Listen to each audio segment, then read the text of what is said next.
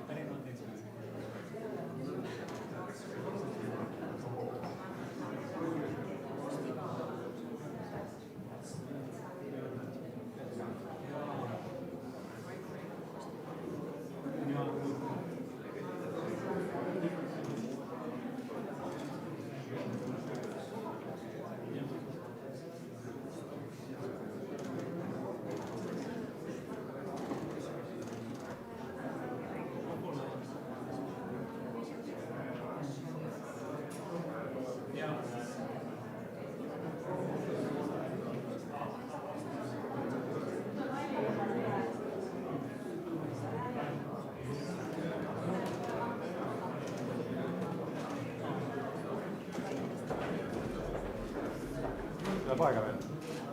Tulevad sealt. Joo, kõik küll. Palun.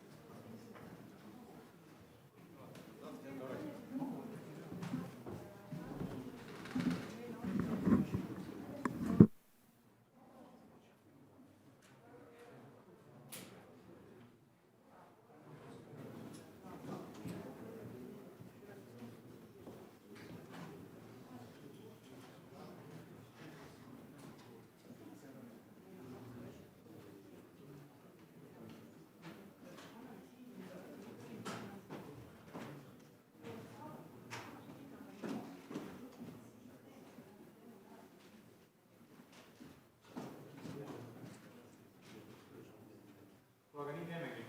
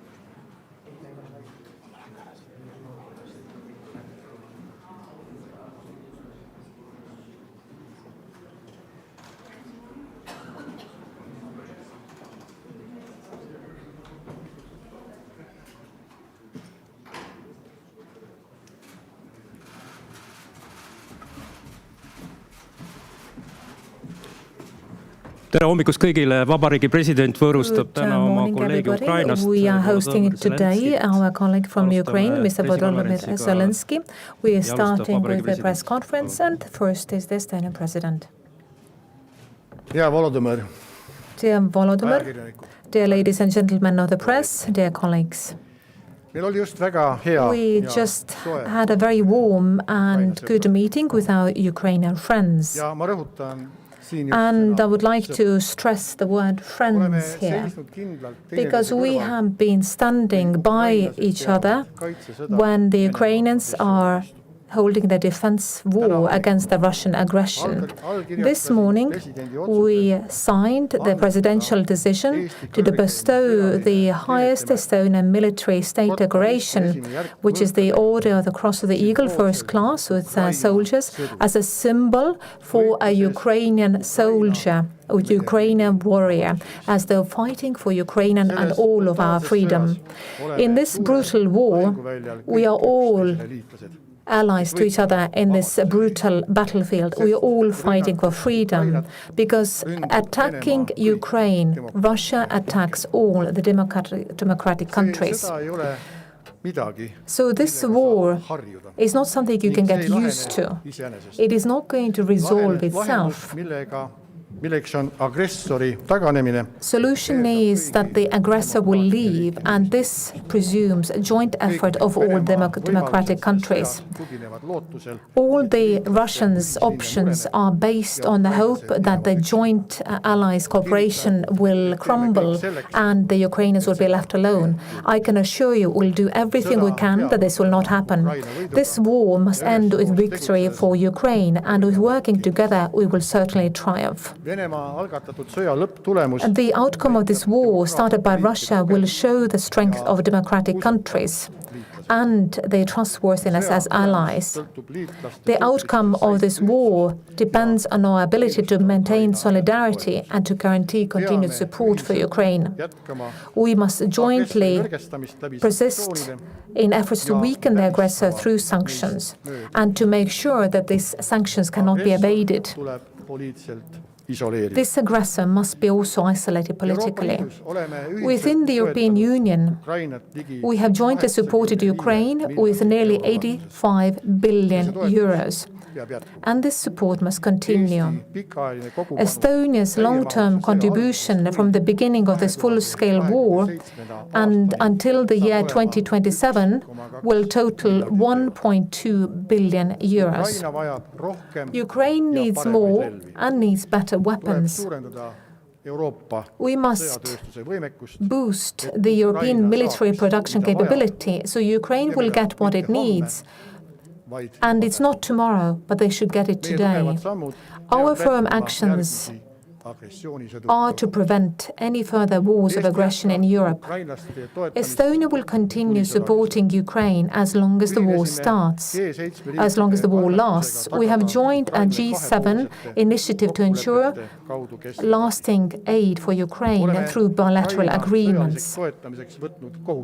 We have taken an obligation to support Ukraine's defense. So for the period of 2024 to 2027, we will contribute 0.25% of our defense budget. We encourage all who donate to Ukraine to continue giving at least as much every year until Russia has not stopped its war. When providing military support, we must realize that in war, one cannot avoid attacking the aggressor's military targets in order to slow down or weaken the enemy forces and to defend and protect the Ukrainian people. There should be no limits on the weapons that we provide to Ukraine. When it comes to rebuilding Ukraine, then we have specific plans in place for the next years. So it is fair to use aggressors' frozen assets towards this. We are currently discussing with our allies proposals how it can be done. We are convinced that the aggressor must pay the bill for reconstruction. Our goal is to welcome Ukraine as a member of the European Union and NATO. We will walk this path together. For Estonia, the Ukrainian peace formula is the only way to achieve a peace that honors the principles of the UN Charter, and we're actively working towards this achievement. We will not rest until the children deported from Ukraine have been returned and the war criminals have been held responsible. The world will not become any safer in the near future. Our appeal to every European country is the same. We must contribute significantly more towards defense, as Russia and other authoritarian regimes are threatening our common values and security. Russia does not only wish to conquer Ukraine. Along with other dictators, it has issued a challenge to the entire democratic world by using weapons acquired from North Korea and others. Putin is also fighting for them. Therefore, we must work to counter these dangers together, standing shoulder to shoulder. So for this, Europe must become more powerful militarily. Europe's lasting peace requires long-term investment into defense capabilities. We must demonstrate that our ideals, democracy and freedom, are stronger and more enduring.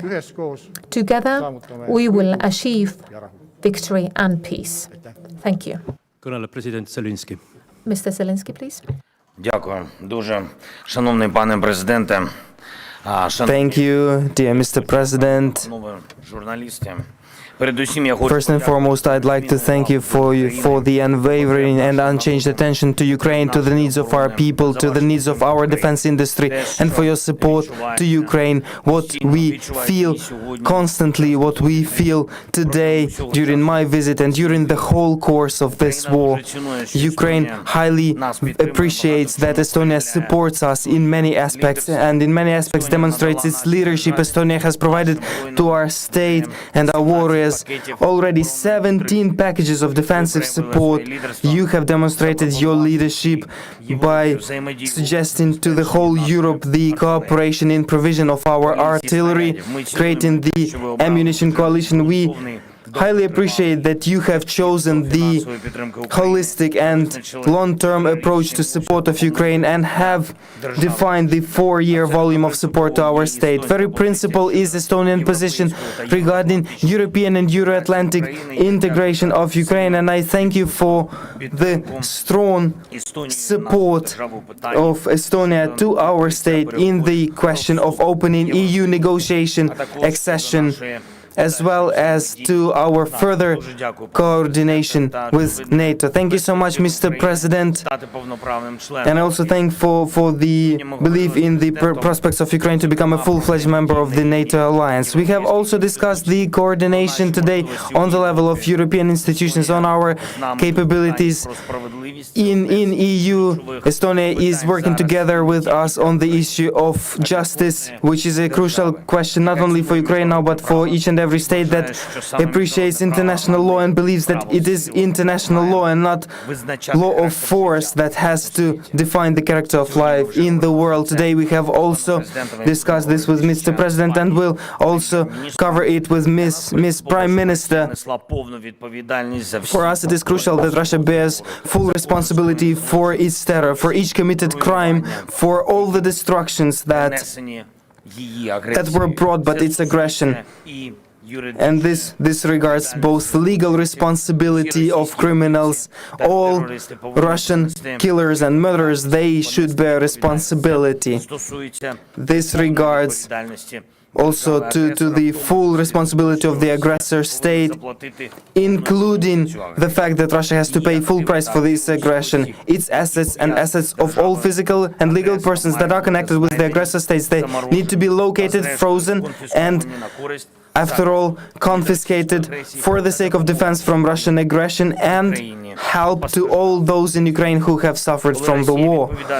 When Russia will be bearing responsibility for its war politically and legally and of course financially, this will be an important contribution to the global protection of peace, and it will be a lesson learned for other potential aggressions. And I'd like to praise, Mr. President, your personal efforts in this cause, the cause of defense of justice and idea of Russia's full accountability. I know that Estonia is now preparing the law on Russian assets, and Ukraine will be very grateful for the efficiency of this law. One of our most important political goals for this year is the realization of Ukrainian peace formula. We have made a long way from suggesting the formula to uniting, as of today, more than 80 states in the joint work on realization of the points of the formula. Estonia was one of the first countries to join to this initiative, to our joint global work, and I'm grateful for it. One more thing, I'd like to particularly praise Estonian help in providing treatment and medical rehabilitation to Ukrainian warriors. Today we have in detail discussed the situation on the battlefield, about our military prospects. Mr. President, and all of you present here, you crystal clear understand the difficulty and brutality of this war. And this is of utmost importance indeed that Estonia supports us in all elements of protection, in all elements of our Ukrainian resilience, and in everything in where we can prevail and definitely will prevail over the enemy. Once again, thank you. Glory to Ukraine. Küsimus Eesti Rahvusringhäälingust, Anton Aleksejev. Anton Aleksejev. Добрий день, пане президенте. Дуже приємно вас бачити десь у нас в Естонії. Скажіть, будь ласка, от я чув, що вчора на спільній прес-конференції з паном Науседою в Литві вам було поставлено питання щодо можливості якоїсь паузи у бойових діях. The issue is relating the pauses in the hostilities. You have replied that they do indeed exist, but from your Western allies, you do not yet hear any statements like that. And I have the issue. My question is relating to the question that why do we all need to think that this pause or the ceasefire can be used by Russia?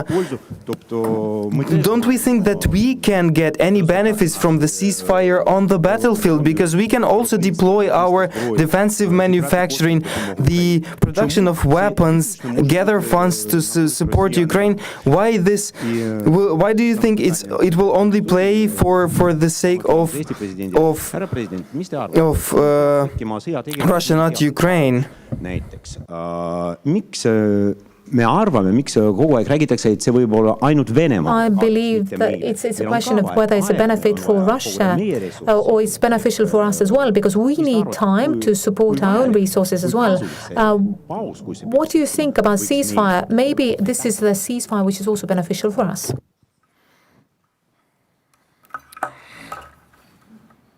Дуже дякую за ваше запитання. Thank you so much for your question. Пауза на полі бою, на території. Pause on the battlefield in the territory of Ukraine is not a pause in the war.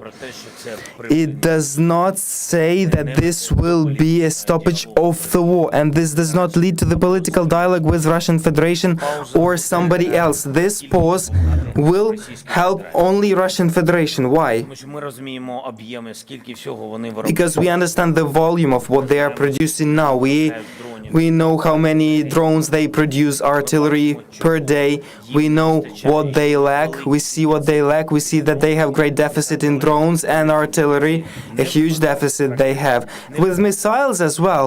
And this is not coincidentally that they are now procuring from Iran huge batches of Shahed drones, and they are also trying negotiating missiles from Iran. They have now obtained more than 1 million rounds from North Korea,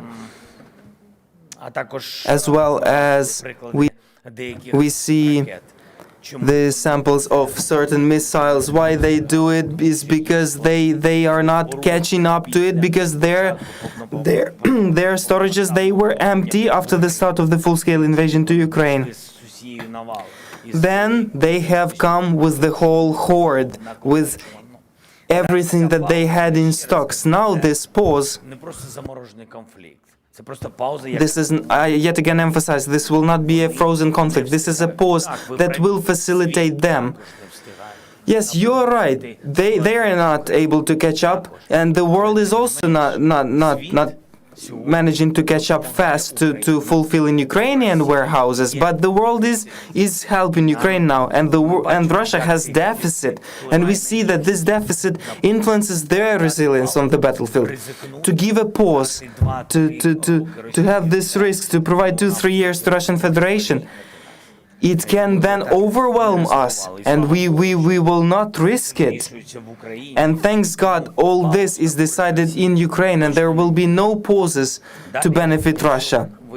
Then, if you have a look regarding the support by the Russian Federation, support by the population of the Russian Federation of this war, support is not rising. Despite our attitude, we believe that they are all guilty in this, in the tortures, in murders, in our death. But nonetheless, they have started to feel it. They have started to feel this war on them. Sanctions. Their economy is falling. It is not growing. They have deficit of weapons and equipment. All that is falling. The numbers are falling. I don't want to say that this is happening very fast, but nonetheless, all this is happening. I'm not saying that long-term war benefits Ukraine.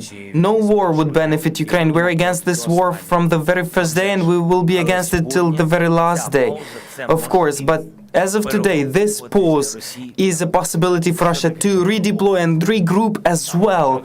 What is regrouping? In the very first day of the war, Russia has lost its main combat military unit, its cadre military officers, people with experience in many wars, including Chechnya war, including Afghanistan, Syrian hostilities, etc. Hostilities in Africa. They have waged war everywhere. They have lost the backbone of their Wagner group, and now they are willing to build up Wagners.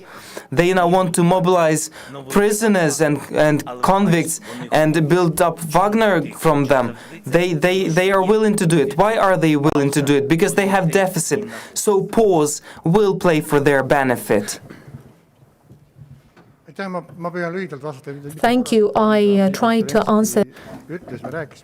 I tried to answer briefly, and we talked about ceasefire. There are some people who are trying to find things out, trying to test me and President Zelenskyy when it comes to the topic of ceasefire, and with the same justification as the question was. But let's look at history. We have had ceasefires. After the peace of Tartu, for example, there was peace, but we could see that in 4 or 5 years later, there was a big desire to take over the country again. After the Second World War, there was peace for 50 years for the Western countries, but the outcome of this peace was that in the West we were not prepared for the new war which Russia started. So even if it's called peace, we still have to be prepared for it because there is an aggressor next to us. This desire has not disappeared, and this willingness to attack is definitely there. So therefore we have to be prepared continuously for the attack, and we have to be prepared to defend ourselves. Question from a Ukrainian colleague. Ганна Гомонай, телеканал Рада, Україна. У мене запитання до пана президента Естонської Республіки. I have the question to the president of Republic of Estonia.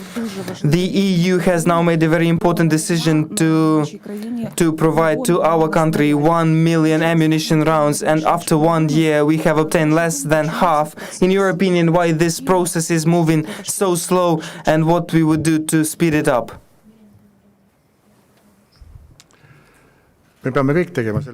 We all have to do all we can in order to speed this up, but without this decision, we would not have this ammunition which has been now handed over to Ukraine. We already discussed this with President Zelenskyy. The most of the support comes from the Western countries, and we have to make sure that the promises which have been made will actually be delivered.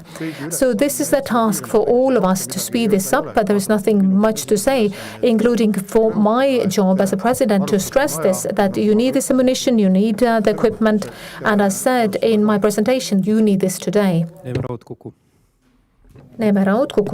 Thank you. President Zelenskyy, in the news today is that the United States is planning to ask you next week in Davos about clarifications in the war plan. And some allies, Italy, wants you to move on with the possible peace negotiations. How much pressure do you feel from allies to change something in the war and move towards the peace negotiations? And question for President Karis, how much right have the allies who are supporting Ukraine to pressure Kiev towards something, a new war plan, a new peace plan? Thank you. Thank you so much. I'm sorry, maybe because of translation. You ask about pushing from our partners, Italy or United States? The United States from one side wants clarifications, the war plan. Italy talks about peace plan. So how much pressure you feel from allies to change something? Ніяких подібних перемовин у мене з Італією не було. No such negotiations. I have never had neither such negotiations with Italy on any level. That's why it is difficult for me to comment. Regarding the military plans, whilst everything is decided in the cabinet of Ukraine, our war will be for the sake of Ukraine. And whilst this, and for now this is happening in exactly this way.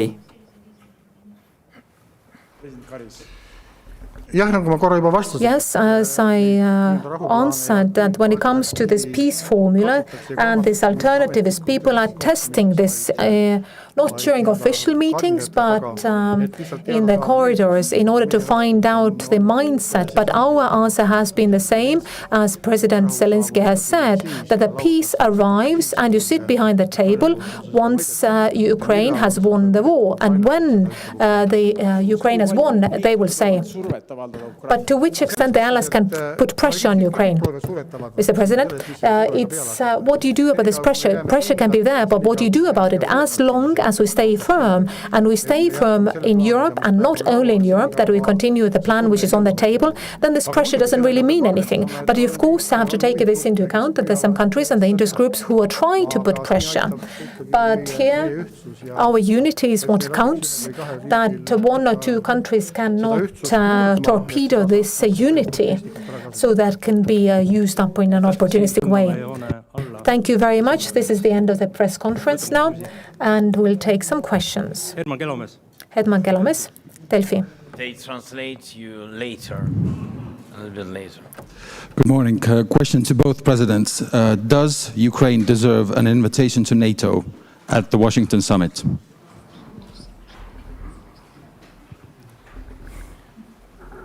Чи заслуговує?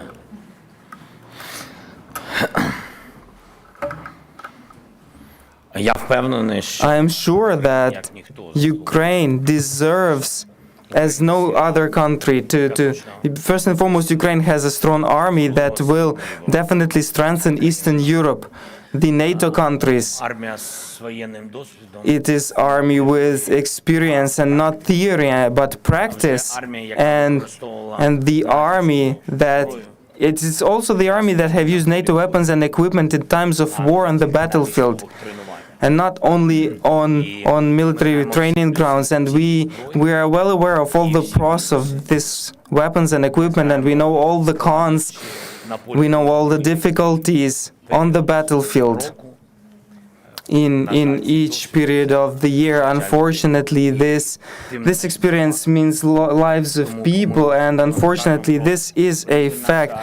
Therefore, when we are talking about the level of our army and compatibility and interoperability with NATO standards, I see that we are absolutely ready. As regards our institutions and our people,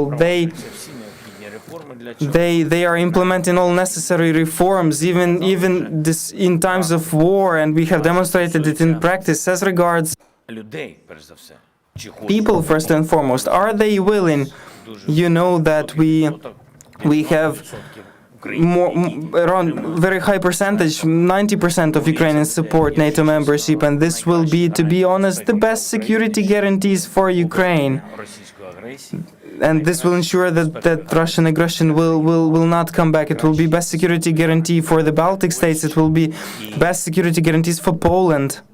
Я думаю, And I think it will also provide a possibility to think of another future for Belarus, and that is membership of Ukraine in NATO. Lühidalt, NATO on kaitse. NATO is a defense organization, and I would like to remind that we started to talk about NATO when we still had the Soviet troops in Estonia. It's a long process, and it's clear that Ukraine will not be joining NATO the day after the war ends. It takes a little bit longer time. But the history has shown that this kind of buffer zones do not work. So this means that these countries who have decided to become democratic and want to defend themselves, and there is no other alternative in the NATO. All right, this concludes the press conference. Thank you so much. Suur tänu esinejatele, suur tänu. Thank you very much. Thank you for all the parties. Thank you, colleagues. Thank you very much. See you in Parliament, I guess. Yeah, we'll be there. Okay.